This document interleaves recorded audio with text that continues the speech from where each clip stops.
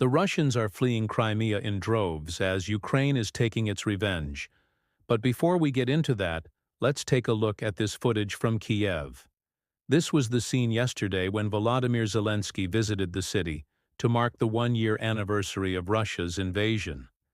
It was really symbolic because he was there exactly 1 year ago when the war began.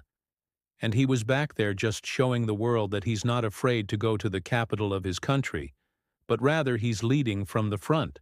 And then to add insult to injury, right after he left, a Russian missile hit the very street that he was just standing on. Now, it wasn't fresh, shocked intelligence that he would be there. He had to have known that the Russians knew where he was going. So why didn't Putin just strike him down right then and there?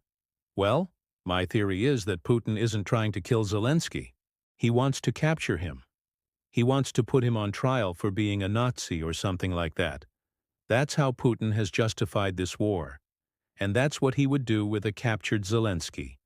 He would try to put him on trial. And in fact, if he did kill him, it would make it more difficult to prosecute him afterwards. So they want him alive.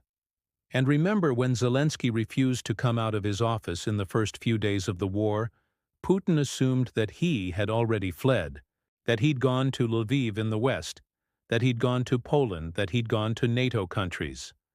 So Putin believed that Zelensky had abandoned the city and basically given up. But then Zelensky came out and said, "No, I'm here. I am the president of Ukraine, and I am not going anywhere." And so Putin was left looking like the fool. So if he can catch him now, then he can save face by saying, "I told you I was going to get him, and I did."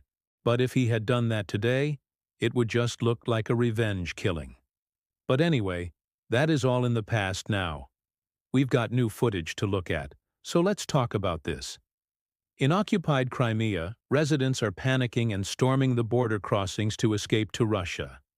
The reason for this is Ukraine has started to take its revenge on the peninsula. Ukraine has taken out several air bases inside of Crimea, causing thousands of Russian planes to flee. They do not know if the next air base is going to be hit or if their plane is going to be next. So thousands of them have left Crimea in the last week alone, and the ones that remain are constantly on edge, waiting for the next Ukrainian attack. And this has caused a panic in Crimea because, as we talked about in previous videos, Crimea is a very important location for the Russians. If they lose Crimea, it will be a massive blow to their prestige. It will be seen as an even bigger defeat than losing Kherson, which is what happened in November 2022. This is why Putin tried so hard to annex the peninsula in the first place, and this is why he's so worried about losing it now. But realistically, he has no choice. Either he's going to have to give up the peninsula, or he's going to have to double down and commit more resources to defend it. But the problem is, he doesn't have the resources to do either. And this is why we're seeing these mass deflections now. Thousands of Russian soldiers and officers are refusing to fight and are instead fleeing to Georgia or Kazakhstan. This is happening all across the front lines. And we're also seeing mass surrenders. Entire brigades are laying down their arms and surrendering to the Ukrainians. These guys have seen what happened to their brothers in arms who refused to surrender in places like Bakhmut and Volgograd. They don't want to die for Putin's ego. They're willing to admit that they made a mistake, and they're surrendering and putting down their arms and saying, "Okay, we'll work in the fields as punishment, but we don't want to be forced to fight anymore." And the Ukrainians are accepting these surrenders. But this brings us back to Crimea. What is actually happening there? Well, Russia is preparing to defend its occupied peninsula. It's moving missiles and ammunition there, and it's putting up defenses, and it's moving troops from other parts of the front line to help defend Crimea. But the Ukrainians aren't attacking yet. They're biding their time, and this is causing a panic in Crimea. People are afraid that it's coming, and they don't want to be stuck there when it does. And according to our sources on the ground, things are heating up. People are getting ready. They're packing their bags. They're selling their cars and houses. They're withdrawing money from the bank.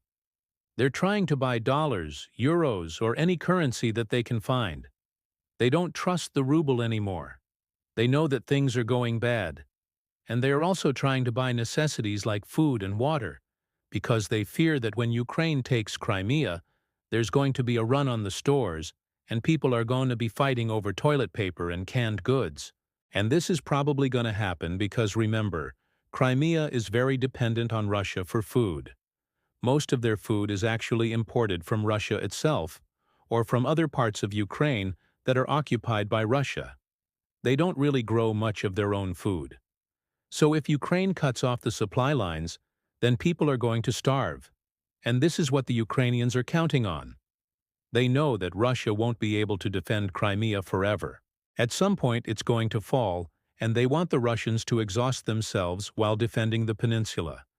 They want them to waste as many resources as possible while defending Crimea. Now, it's worth mentioning that the Russians aren't stupid. They know that things are bad, and they know that Crimea might be next. But they've been living under this false narrative that everything is fine, that they're winning the war, and that Ukraine can't touch them. For years they've been told this by their government, and now suddenly they're supposed to believe that they're on the verge of defeat. It's kind of a lot to take in all at once. That's why you're seeing this mass exodus. People are afraid to stay in Crimea. They don't know what's going to happen when Ukraine strikes, and it's going to be a big strike. They're not going to warn the Russians beforehand. They're going to do it when the iron is hot, when the defense is low, and they're going to try to take Crimea back once and for all. Now, this is obviously not good news for the Russians. It means that their plan to hold Crimea indefinitely is failing. But it's also not good news for the Ukrainians because it means that they're going to have to deal with the aftermath of this war. When Crimea falls, when the Russians are finally kicked out, they're going to have to deal with the millions of people who were displaced by the war. They're going to have to deal with the infrastructure that was destroyed by the war. And they're going to have to deal with the economy that was devastated by the war. This is why it's so important for Ukraine to win this war. Not only do they need to do it for their own sake, but they need to do it for the sake of Europe and the United States. Because if Ukraine fails, then Russia will become even more dangerous. And if Russia becomes even more dangerous, then Europe and the United States will be at even greater risk. As always, I want to thank you all for watching. Please leave a like on the video. Thank you to our Colonel tier members. Thank you to our Lieutenant tier members, and thank you to all the members.